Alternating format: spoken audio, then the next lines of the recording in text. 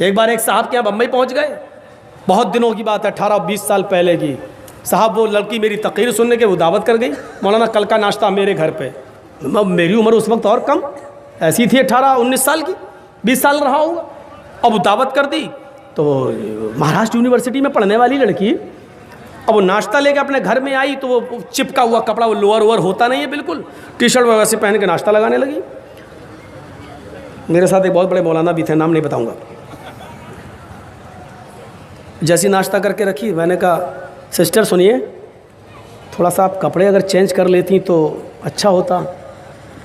बूढ़े मौलाना थे वो हमारे बगल में, उनकी भी नाश्ते की दावत थी, तो वो तो कुछ नहीं बोले। तो लड़की कहती है ऐसे, व्हाट इज़ प्रॉब्लम?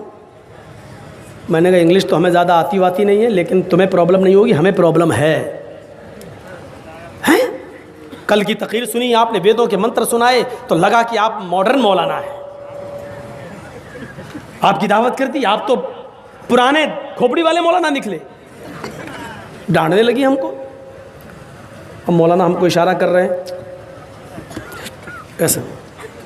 मैंने कहा मौलाना आप बूढ़े हो चुके हैं, आपको प्रॉब्लम नहीं, हम जवान हैं, हमें प्रॉब्लम हो रही है। भाई जाइए, इसको कहिए कि कपड़ा बदल के आए, दूसरे कपड़े पहन के आए। भाई इसके बाप से ये मौलाना क्या तरक्की करेंगे और क्या करने देंगे लड़कियों के लिए। इतनी पागल लड़की बोलती चली गई, बहुत ज़्यादा बोल गई।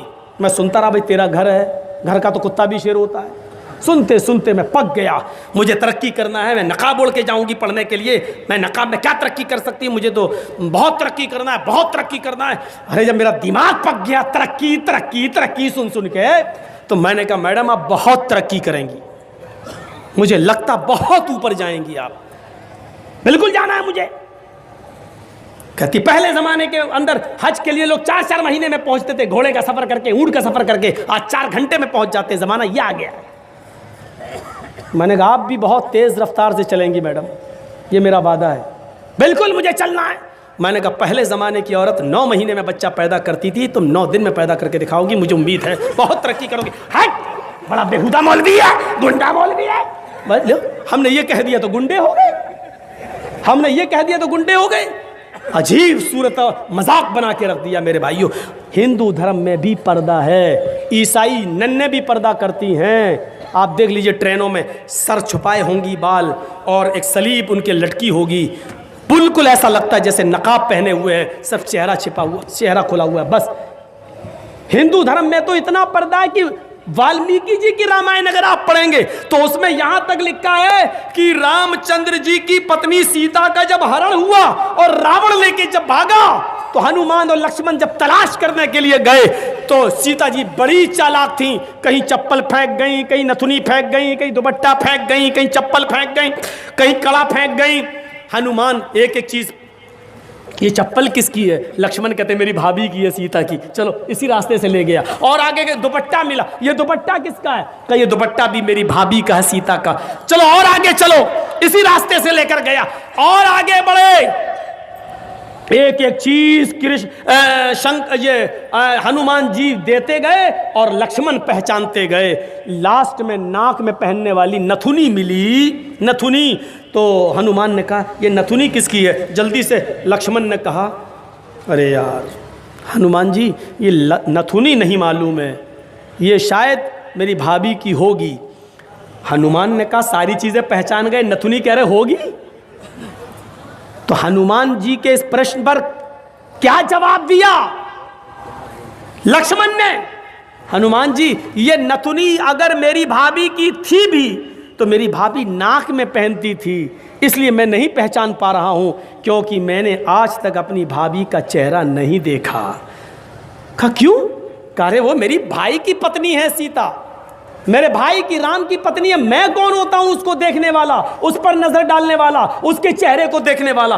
गौर करो, रामचंद्र जी के भाई लक्ष्मण ने अपनी सगी भाभी सीता जी का चेहरा नहीं देखा, देवर ने भाभी का चेहरा नहीं देखा। ये हिंदू धर्म की मनुष्य आज वाल्मीकि रामायण आज तक कह रही है, आज तक ये सबसे पुरानी रामायण है वाल्मीकि की, जो 2000 साल पहले लिखी गई है। आज तक उसके अंदर ये लिखा है कि राम के छोटे भाई लक्ष्मण ने सीता का चेहरा नहीं देखा। आज भी बहुत सी सभ्य समाज की स्त्रियां जब ट्रेनों में हिंदू की सफर करती हैं तो आप देखिए साड़ी पहनकर ऐसे लंबा घूंघट ऐसे मार लेती हैं, चेहरा नहीं खोलती हैं वो ट्रेनों में और बसों में। आज भी सभ्य समाज की उसी वाल्मीकि रामायण पर अमल करते हुए वो किसी को अपना चेहरा दिखाना गवारा नहीं करती। अल्लाह की मार ऐसी पड़ी, कल तक जो पर्दे का चेहरा छिपाने का मजाक उड़ाते थे, आज अल्लाह ने सबके चेहरे छिपवा दिए। छिपाओ, डालो मास्क अपने मुंह पर। बहुत बंदरियां बनी फिरती थी अमेरिकन, चुड़ैल जैसे मुंह लिए भेजे। ये खूबसूरत होती थोड़ी है आपको जैसा लगता है। अगर बारिश हो जाए ना सड़क पर बाजारों में तो इनका सारा क्रीम और पाउडर धुल जाएगा, इनकी औलाद इनको नहीं पहचान पाएगी कि मेरी अम्मा कहाँ गई। आप जिनके पीछा कर रहे हैं ये तो लिपस्टिक और क्रीम और पाउडर से लगती है 60 साल। आपको यकीन बता, मेरे इलाके का वाकया बता रहा हूं मैं आपको। 60 साल की बुढ़िया ने पहन लिया बुर्का, और खूबसूरत बुर्का, डिस्को बुर्का, फूल उल चढ़े हुए। अब 60 साल की बुढ़ी बेचारी चल रही है, बुर्का देखकर एक नौजवान उसका पीछा करने लगा। इतना खूबसूरत बुर्का था वो, नौजवान उसका पीछा करने लगा, चलने लगा।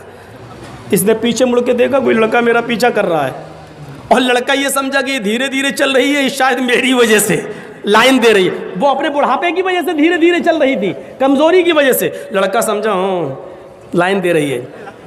थोड़ी देर के बाद जब ये आगे पहुंचा, लड़का और औरत, वो बुढ़िया समझ गई कि ये कमीना मेरे पीछा कर रहा है, तो उसने नकाब खोल दिया।